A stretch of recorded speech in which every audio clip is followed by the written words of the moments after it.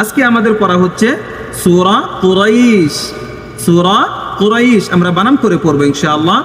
ভিডিওটা সবাই বেশি করে শেয়ার করে দিবেন, আমাদের সাথে বানান করে করে পড়বেন সবাই ইনশাআল্লাহ। দেখেন, বিসমিল্লাহির রহমানির রহিম।